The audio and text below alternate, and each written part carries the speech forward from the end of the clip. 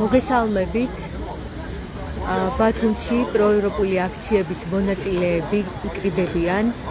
დღეს 169 დღეა პროტესტის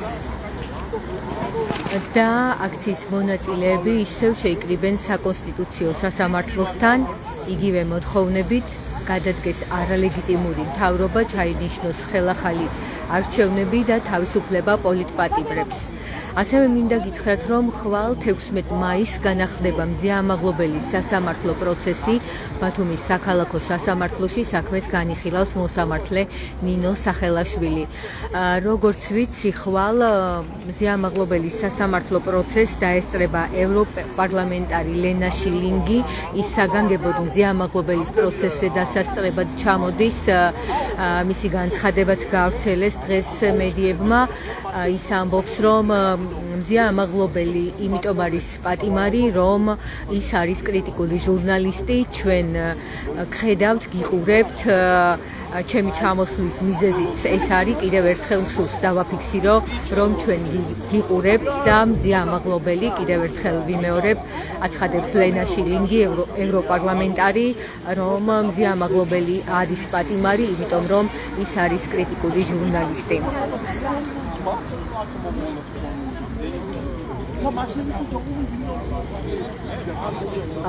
გუშინ გაიმართა ასევე თბილისის საქალაქო სასამართლოში პოლიტპატიმრების სასამართლო პროცესი. დღესაც იმართება პროცესები და როგორც ვიცით, 50-ზე მეტი პოლიტპატიმარი პატიმრობაში რჩება და სასამართლო ძირითადად იზიარებს პროკურატურის მოთხოვნებს.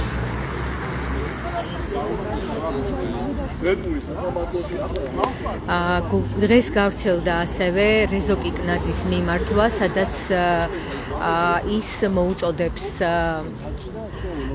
თეა წულუკიანის კომისიაზე დაბარებულებს, რომლებიც არ მივიდნენ და მათ შემდეგ შეეფარდათ გირაო, არ გადაიხადონ ეს გირაო, ეს იქნება ღალატი, მოუწოდებს რეზო კიკნაძე მათ, თუმცა ვიცით, რომ რამდენიმე მათგანს ეს გირაო უკვე გადახდილი აქვს. ბათუმის აქციების პარალელურად თბილისში გრძელდება საპროტესტო აქციები. მოქალაქეები ყოველდღე მართავენ მარშებს. ამ აქციებში აქტიურ მონაწილეობას იღებენ ბათუმელი პოლიტპატიმრის ზვიად ცეცხლაძის მშობლები.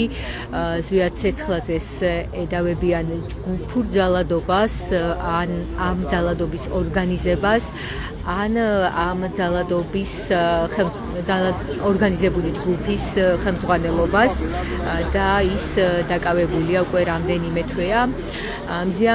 ამაღლობელზე მინდა გითხრათ ასევე, რომ ის დაკავებულია უკვე 4 თვეზე მეტია. ამდენ ხანს პატიმრობაში არ ყოფილა პირი, რომელმაც საფრანგეთის პრეზიდენტს მაკრონს დაარტყა. მაკრონმა შემდეგ ამ ინციდენტს სულელური ინციდენტიც კი უწოდა და ეს პირი 4 თვეზე მეტ ხანს პატიმრობაში არ ყოფილა. შეგახსენებთ, რომ მზეამაღლობელს ედავებიან პოლიციელზე თავდასხმას იმის გამო, რომ მან სილა გააწნა ბათუმის პოლიციის უფროსს ირაკლი დგებუაძეს. ამის შემდეგ მზეამაღლობელი დააკავეს და მის წინააღმდეგ დაიწყო სისხლის სამართლის წესით აღიძრა საქმე. მიუხედავად იმისა, რომ თავდაპირველად საქმეში ეწერა, რომ ეს იყო შეურაცხყოფა, შემდეგ გაჩნდა ახალი პატაკი, პოლიციელის პატაკი, სადაც ეწერა, რომ თითქოს მზეამაღლობელს ტელეფონით მისცეს ბრძანება და ის ამ ბრძანებას დაემორჩილა, შეასრულა დავალება და პოლიციელს თავს დაესხა. ამ მოტივით მათ მოითხოვეს ასევე მზეამაღლობელის ტელეფონის ამოღება და აპლიკაციებზე წვდომა.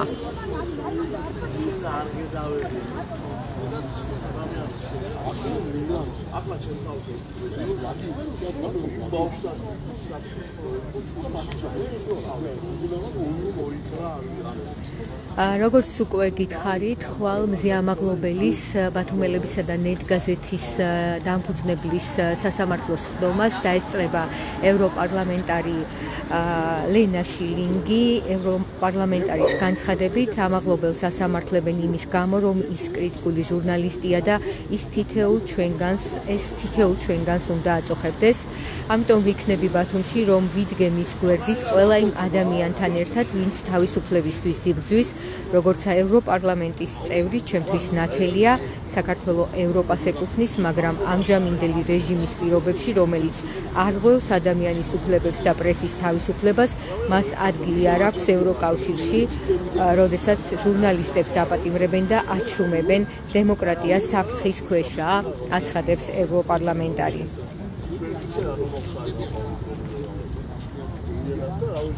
როგორც ხედავთ, ბათუმში საკონსტიტუციო სასამართლოსთან გრძელდება საპროტესტო აქცია. ახლა გაჩვენებთ აქ შეკრებილებს. აქ შეკრებილები არიან სხვადასხვა აქტივისტები, სხვადასხვა პარტიების წარმომადგენლები და სამოქალაქო აქტივისტები. მიუხედავად იმისა, რომ აქცია არის დაანონსებული 7 საათზე, შედარებით გვიან იწყება აქცია ბოლო პერიოდში და რამდენიმე წუთია, რაც აქ დაიწყეს შეკრება აქციის მონაწილეებმა. შეგახსენებთ ასევე, რომ ჟურნალისტისა და მედია მენეჯერის მზიამაღლობელის საქმის არსებითი განხილვა ბათუმის საქალაქო სასამართლოში ხვალ 16 მაისს 13 საათზე განახლდება. ჯერ უცნობია, ვის დაკითხავენ ხვალინდელ სასამართლოს ხდომაზე, ამ ეტაპზე ისევ პროკურატურის მოწმეების დაკითხვა გრძელდება. წინას ხდომაზე 8 მაისს ბათუმის პოლიციის უფროსი ირაკლი დგებუაძე დაკითხეს. ის ამ საქმეში სილის გაწვნის გამო დაზარალებულად არის ცნობილი. ირაკლი დგებუაძემ სასამართლოსაც უთხრა, რომ ტკივილი განიცადა. მნიშვნელოვანი გარემოება ირაკლი დგებუაძის ჩვენებიდან არის ის, რომ დაკითხვის დროს ირაკლი დგებუაძე, ბათუმის პოლიციის უფროსი, იძულებული გახდა ეღიარებინა, რომ პოლიციელი, რომელიც მზიამაღლობელს აგინებს და ემუქრება, თვითონ არის. ჩემ ხმას გავსო, ჯერ თქვა მან, შემდეგ კი ასეთი რამ განაცხადა, რომ აი უწმაწური თუ სიტყვები თუ ვიხმარე და ასე შემდეგ. მან ფაქტობრივად დაადასტურა, რომ მისი ხმა ისმის ვიდეოში.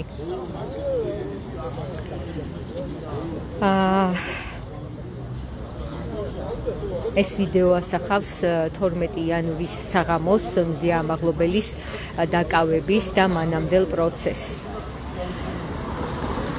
ირაკლი დგებუაძის ამ სავარაუდო დანაშაულზე, ასევე სხვა დანაშაულებზე, რაშიც მას ბრალსდებენ აქციის სხვა მონაწილეებიც, ასევე მზიამაღლობელი აცხადებს, რომ ირაკლი დგებუაძე მას სახეში შეაფურთხა, ასევე რამდენიმეჯერ ცდილობდა, რომ შევარდნილიყო იმ ოთახში, სადაც მზიამაღლობელი ყავდათ შეყვანილი, ის აგინებდა მზიამაღლობელს. ამასთან დაკავშირებით ადვოკატებმა სპეციალურ საგამოძიებო სამსახურსაც მიმართეს, თუმცა ამ დრომდე არ ვიცით, როგორ მიმდინარეობს გამოძიება. სავარაუდო დანაშაულზე სპეციალურ საგამოძიებო სამსახურს ჯერ არაფერი დაუდგენია. ამ შემთხვევის გარდა ირაკლი დგებუაძეს მზიამაღლობელი და პროევროპული აქციის მონაწილე სხვა პირები 2025 წლის 11 იანვრის საპროტესტო აქციაზე დაკავების შემდგომ არა ადამიანურ მოპყრობასა და ძალადობაში ადანაშაულებენ.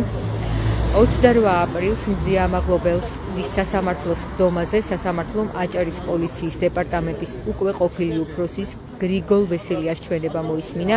სხვა პოლიციელების მსგავსად გრიგოლ ვესელიას ამხილეს სიცრუეში მზიამაღლობელის ადვოკატებმა, მაგალითად გრიგოლ ვესელიამ დაკითხვის დროს თქვა, რომ მზიამაღლობელის მიმართ შედგენილია ადმინისტრაციული სამართალდამდარღვევის ოქმი 150 მუხლითაც, მაშინ როცა ჩვენების მიცემის დროს 28 აპრილს მსგავსი ოქმი საერთოდ არ არსებობდა. გრიგოლ ვესელია ახლა უკვე კრიმინალური პოლიციის უფროსის მოადგილეა. ვესელიას ამ ჩვენებიდან, რაზეც წაგიკითხეთ, 2 დღის შემდეგ 2025 წლის 30 აპრილს პოლიციელმა ნოდარ ზენაიშვილმა დაწერა პატაკი მზია ამაღლობელის წინააღმდეგ. ამჯერად მზია ამაღლობელს ისევ სტიკერის გაკვრის გამო შინაგან საქმეთა სამინისტრო ახალი მუხლით ედავება ამ ადმინისტრაციულ საქმეს მოსამართლე მარინა ფომაევა 9 ივნისს განიხილავს. მზია ამაღლობელი გამოცემა ბათუმელების და ნეტგაზეთის დამფუძნებელი და დირექტორია, ის 4 თვეზე მეტია უკანონო პატიმრობაშია და მან 38 დღე იშიმშილა.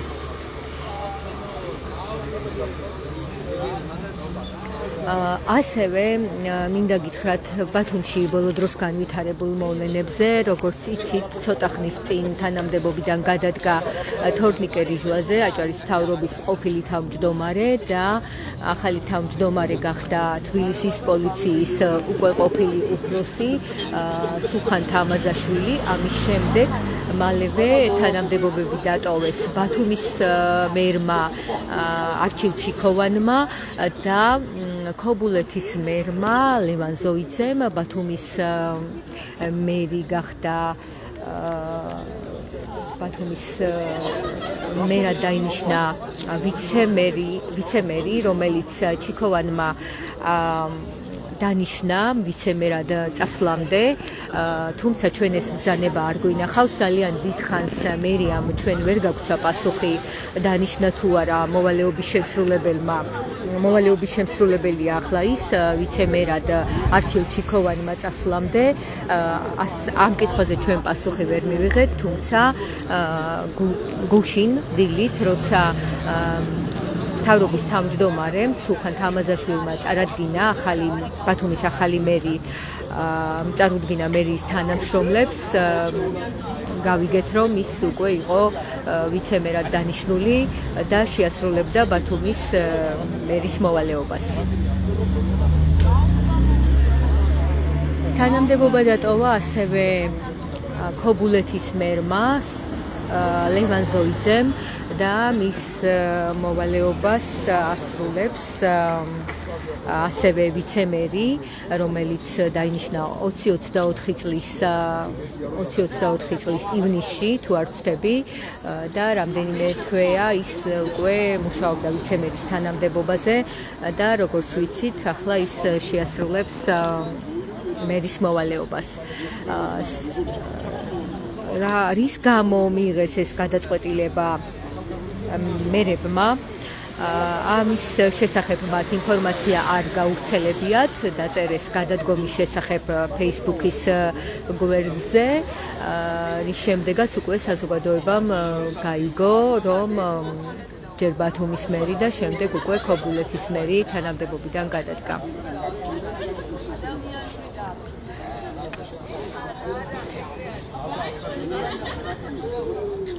მე შევეცდები ახლა აქციის მონაწილეებს გთხოვო, რომ გაგვესაუბრონ ლაივში.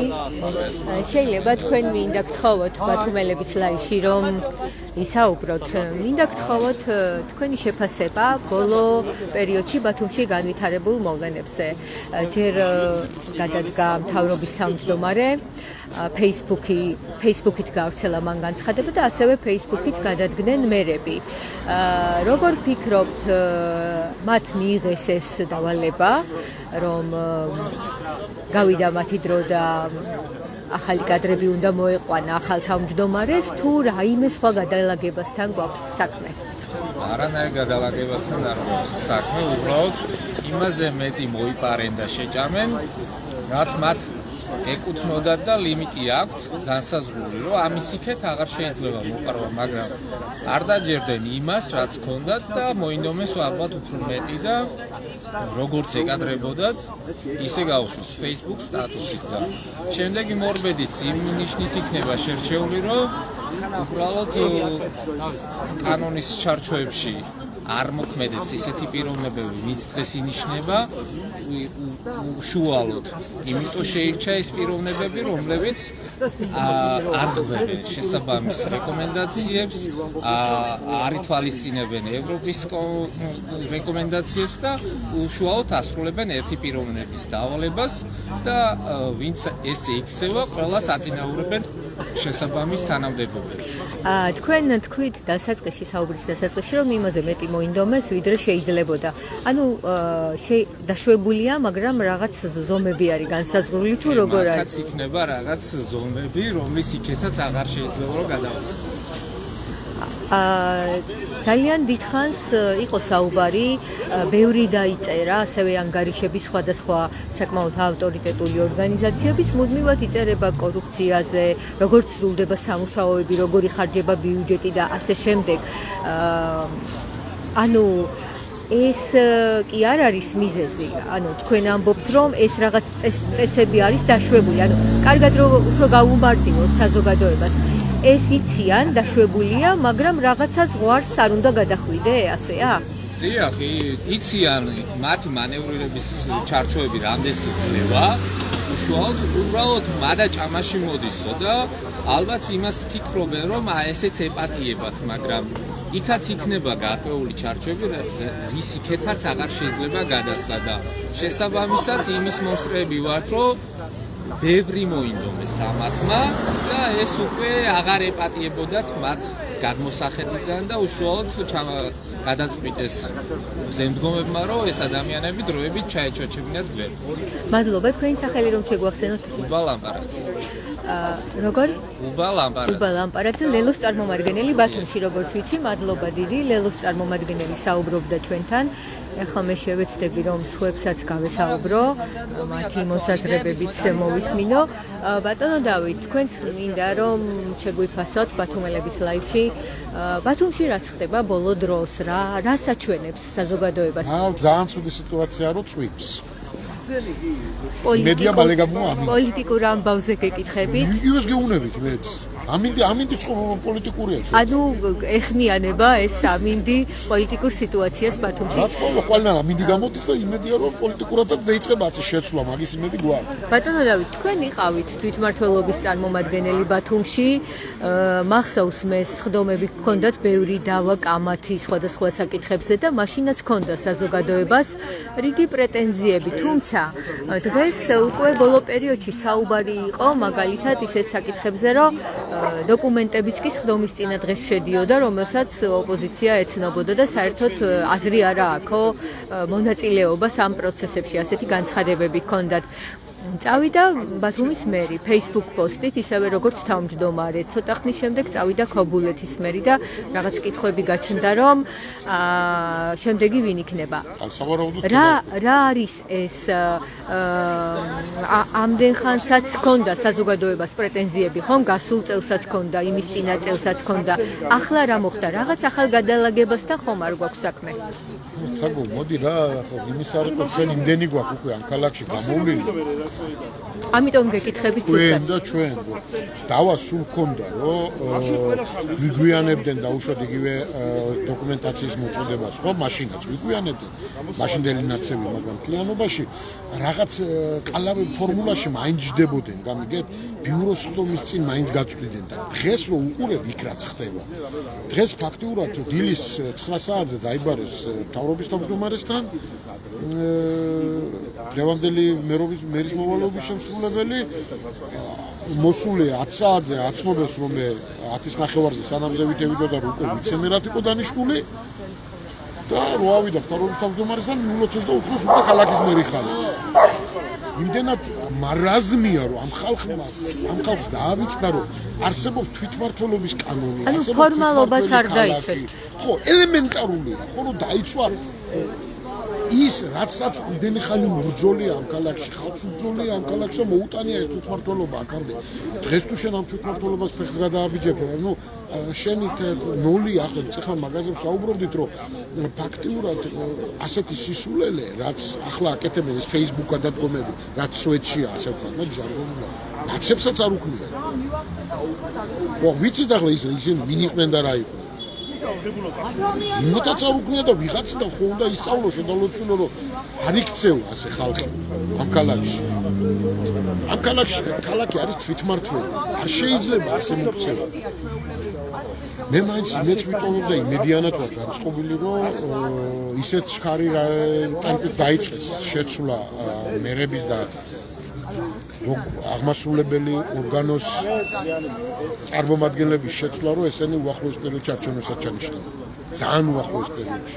არ ჩანიშნავენ. თუ ჩანიშნავენ. ჩანიშნავენ. ანუ ამას ფიქრობთ, რომ ემზადებიან სერიოზულად. გულისხმობთ რიგგარეშე არჩევნებს? ისინი ამბობენ, რომ ემზადებიან თვითმმართველობის არჩევნებს. ისინი ბევრ ამას ამბობენ. ჩვენ რას ვამბობთ, აგიაქვთ თავარი. რას ამბობთ ცივილიზებული სამყარო, რას ამბობთ დასავლეთი. თორე ახლა რუსი რას ამბობს, მაი ხო ჩვენ არ გვაინტერესებს. მადლობა, დავით რობაქიძე საუბრობდა ბათუმელების ლაივში. შევეცდები, რომ გავაგრძელო აქციის მონაწილეებთან გასაუბრება. გოჩა, შენ მინდა რომ ჩაქრთო, თუ შეიძლება. მათ შორის ხარ, ვინც სწავლობს ამ ქალაქში კორუფცია რა დონეზე მივიდა, შეიძლება ასე ითქვას, რამდენად მაღალია ციფრები და მასშტაბები და ბოლო დროს მივიღეთ რაღაც გადაადგილებები. რამდენად სერიოზულად შეიძლება შეაფასოს საზოგადოებამ ეს გადაადგილებები, რომ მართლაც რაღაც ცვლილებებისთვის არის, რაღაცის გამოსასწორებლად არის, თუ რა არის სინამდვილეში? არა, ჩემი არის ანუ კლანებს შორის, ანუ ოცნების შიგნით არსებულ დაჯგუფებსა და კლანებს შორის არის გადანაწილება ინტერესების. ანუ საზოგადოებისთვის სასიკეთო ცვლილებები ეგ ვერ იქნება. იმიტომ რომ ერთი კლანი, რიჟვაძის კლანი, ნაცვლება თამაზაშვილის კლანით და ის არხები, საიდანაც ხებულობდნენ არალეგალურად შემოსავალს, ეს იქნებოდა პირადი ინტერესებისთვის, პარტიული ინტერესებისთვის, ეგ შემოსავლების მიღება გაგრძელდება უბრალოდ. იმღერები, ამკრეფები და კარის ბიზნესმენები, ვინც ამ სქემებში ჩართული იყო, შეიცვლებიან, თორემ ამ ცვლილებებით ვთქვათ, რომ რაღაც კორუფციას ებრძვიან, კორუფციული სკანდალის გამო ვიღაცა დაიცაჯა, არც სიგურად ანუ სიტყვიერად არ ვთქვათ და არ ჩინაარსობრივად იქნება, იმიტომ რომ რეალური ცვლილებები არა იქნება სახელი გვარები, იქნება ერთი კლანი, მეორე კლანი. ეს ცვლილებები ფიქრობ გაგრძელდება.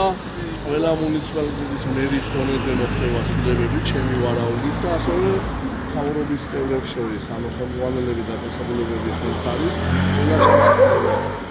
როცა რიჟვაძე მოვიდა ხელისუფლებაში, ისიც ანალოგიურად მოიქცა და რავი. და იგივე ტრადიცია გრძელდება სამწუხაროდ. ანუ საზოგადოებისთვის სასიკეთო ეს ცვლილებები რატომ ვერ იქნება? იმიტომ რომ რეალურად მიდგომა და ანუ არ იცვლება მიდგომა, დამოკიდებულება და გადაწყვეტილებების მიღების, ანუ მიზნები არ იცვლება, ამათ მიზანი არის ძალაუფლების შენარჩუნება, გამყარება, პოლიციური რეჟიმის ჩამოყალიბება და არავითარი მოსახლეობის ინტერესების საკმაყოფილება. თორემ ეგ ინტერესი რო ხონდეს და ეგ მიდგომა რო ყოფილიყო, ახალ 13 წელი არიან ხელისუფლებაში და რაღაც ხელშეკრულებებს მოსახლეობა იგრძნობდა.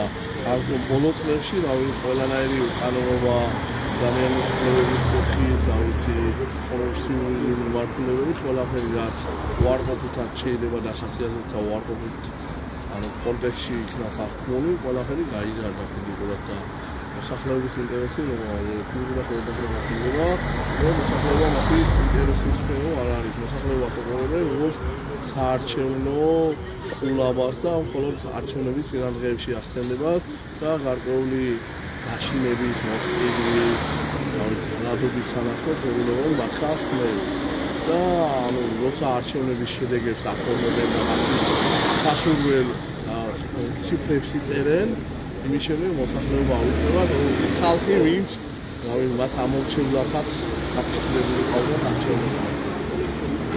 მადლობა. გოჩა მჟავანაძე, გამჭვირვალობა საქართველოს წარმომადგენელი, საუბრობდა ბათუმელების ლაივში. ის უკვე მე რამდენი დღეა 100 დღეზე მეტია, რაც ამ აქციების მონაწილეა, თითქმის ყოველ დღე აქ არის. გარდა ამისა, გოჩა მუშაობს, ის არის კორუფციის მკვლევარი და გამჭვირვალობა საქართველოს სხვადასხვა პროექტის ფარგლებში ის იკვლევდა, როგორ ხორციელდება სახელმწიფო შესყიდვები აჭარაში, ასევე როგორ იხარჯება ბიუჯეტის ფული და როგორ ხორციელდება პროგრამები. ეხლა შევეცდები, რომ ისევ გავესაუბრო აქციის მონაწილეებს. ლარა, 1-2 სიტყვით, ერთი კონკრეტული კითხვა მინდა დაგისვა. ვიცი რომ ესწრები პერიოდულად მზეამაღლობელი სასამართლოს ხდომებს. ძალიან ბევრი მოწმე დაიკითხა უკვე და ბოლოს ხდომაზე, როდესაც გებუაძე დაკითხეს, აჩვენეს რამდენიმე აქციის მონაწილე, რომლებიც საუბრობდნენ გებუაძეს სდებდნენ ბრალს ძალადობაში. ვიცი რომ თითქმის ყველას იცნობ აქციის მონაწილეს და ყველასგან გაქვს ინფორმაცია. როგორც მოქალაქეს, როგორი შთაბეჭდილება გრჩება შენ თვითონ, ყველაფერს უარყოფს, ხომ? აი პროცესზე თქვა რომ არა, რა თქმა უნდა არა, ასეთი ტერმინები გამოიყენა. რატომ შეიძლება მაინც და მაინც გებუაძეს ამდენ პოლიციელს იცნობთ სახელებით და გვარით, ხო, აქციის მონაწილეები, რატომ შეიძლება მაინც და მაინც გებუაძეს სდებდეს ბრალს ყველა რომ აი ამან იძალა და ჩემზე. რაზე მიანიშნებს ეს საზოგადოება ვერ ხვდება ამას რომ რასთან გვაქვს საქმე? რამდენიმე თვეა მზეამაღლობელის დაჭერის იანვრის თვიდან დაწყებული ირაკლი გებუაძე არის კაფიო მოძალადე პოლიციელი, რომელმაც არა მხოლოდ ფსიქოლოგიური ზიანი მიგვაყენა ყველას და მათ შორის განსაკუთრებულად მზეამაღლობელს, არამედ ფიზიკურად გაუსწორდა ძალიან ბევრ დაჭერილ იმ დღეს დაჭერილ აქტივისტს და მოქალაქეს. შესაბამისად ეს ჩვენი უპირობო ნათქვამი რომ გებუაძე და არა მარტო გებუაძე, ძალიან ბევრი პოლიციელი ბათუმში და მათ შორის თბილისში არიან მოძალადეები, არის რეალურად სიმართლე და ამის გებუაძის თვით მტკიცება, რომ არავის არ უძალადია, სამწუხაროდ ფაქტებით ვერ დავადასტურებთ, იმიტომ რომ ძალიან კარგად მალავს, ესე ვთქვათ, პროკურატურა, პოლიცია, შსს იმ ვიდეო კადრებს, სადაც ჩანს თუ როგორ ძალადობენ პოლიციელები დაჭერილ მოქალაქეებზე. ამ შემთხვევაშიც გებუაძის ეს კადრები ჩვენამდე რა თქმა უნდა არ მოსულა და სამწუხაროდ ამ რეჟიმის დამარცხებამდე არ მოვა და ცხადია რომ ცრუმოწმეთ გებუაძე უშუალოდ თავის მართლების და დაცვის მიზნით იყენებს ამ წინადადებებს რომ რა თქმა უნდა არ უძალადია მას მოქალაქეებზე, თუმცა ეს არის ცრუ ინფორმაცია, იმიტომ რომ მათ შორის ციალა ქათამიძემ საკუთარი თვალით და ყურით მოისმინა თუ როგორი შეურაცხყოფას აყენებდა კონკრეტულ მოქალაქეს მალხაზი რემაძეს ირაკლი გებუაძე. შესაბამისად ანუ ეს აბსურდი რომ მისი ნათქვამი რომ რეალურად არ ძალადობს მოქალაქეებზე არის სრულიად ტყუილი. აი მე მინახავს მაგალითად აქციებზე, როცა თქვათ რაღაცა კამათი ახსნა განმარტებები გქონიათ იგივე ბესელიასთან, იგივე ათაბეგაშვილთან, ყველა იცით, ჩვენც შევისწავლეთ უკვე სახელებით და გვარებით, ცნობთ მათ, ხომ? საზოგადოებას არაფერს ეუბნება ის, რომ მიუხედავად იმისა, რომ მწვავე პოლემიკა გქონიათ ბესელიასთან, არავინ არ ამბობს, რომ ბესელია მცემა. ამბობენ რომ გებუაძე მიძალადა და ანუ როგორ შეიძლება ვთქვათ, რამდენიმე ადამიანი მაინც და მაინც ასახელებდეს გებუაძეს, ხომ? ესეც ხომ რაღაცას ეუბნება საზოგადოებას. კი, იმიტომ რომ ისეთი ადამიანები ამბობენ რომ ჩვენზე იძალადა გებუაძე, რომ ვინც იმ დღეს იყო დაჭერილი რეალურად და ამ ადამიანების ჩვენ გვჯერან მოქალაქეების, რომლებიც იყვნენ იმ დღეს დაჭერილი და რეალურად ეს ურთიერთობა პოლიციასა და მოქალაქეების შორის იყო იქიდან გამომდინარე, რომ რეგიონში დეცენტრალიზებულ ხელისუფლებაში შეუძლებელია რომ ერიდებოდა კომუნიკაციას პოლიციისგან, თუმცა ეს არ გამორიცხავს იმას, რომ რა თქმა უნდა, მათ უნდა უყურებდე როგორც სისტემის წარმომადგენლებს, ძალადობრივი სისტემის წარმომადგენლებს. შესაბამისად, ბესელიასთან ურთიერთობა და ბესელიას ესეთ ფაქტი, რომ ვინმეზე იძალადა შეიძლება მიჩქმალულია და უბრალოდ არ გვსმენია, თუმცა ცხადი არის, რომ გებუაძე, ირაკლი გებუაძე მოძალადე პოლიციელია და ეს ძალიან ბევრი ფაქტი მოხდა. ანუ მე ვსაუბრობ აქციებზე, მომხდარ ფაქტებზე და ამას გაუცვლი ხაზი და არა სხვა თემებს. კარგი, დიდი მადლობა. აქციების ერთ-ერთი მონაწილე, აქტიური მონაწილე, ლარა საუბრობდა ჩვენთან. როგორც ხედავთ, ბათუმში საპროტესტო აქციები გრძელდება. საკონსტიტუციო სასამართლოსთან ისევ არიან შეკრებილები აქციის მონაწილეები. შეგახსენებთ ასევე, რომ ხვალ განახლდება მზეამაღლობელი სასამართლო პროცესი, ამ დროისთვის არ ვიცით, ხვალ ვის დაკითხავენ, ჯერ ისევ გრძელდება პროკურატურის მოწმეების დაკითხვა და წინასხდომებზე, როგორც ვიცით, დაკითხეს ირაკლი გებუაძე, მანამდე დაკითხეს გრიგოლ ბესილია, აჭარის პოლიციის ყოფილი უფროსი. კადრებიც არის დაკითხვის კადრები, რაც თქვენ შეგიძლიათ ეხილოთ ბათუმელებიჯიზე, ასევე ბათუმელებიჯიზე შეგიძლიათ გაეცნოთ სხვადასხვა კვალიფიციური იურისტის მოსაზრებას, რატომ არის მზიაამაღლობელი უკანონო პატიმარი და რატომ ვერ იქნება სილის გაწვნა სისხლის სამართლის დანაშაული. მადლობა რომ გვიყურეთ.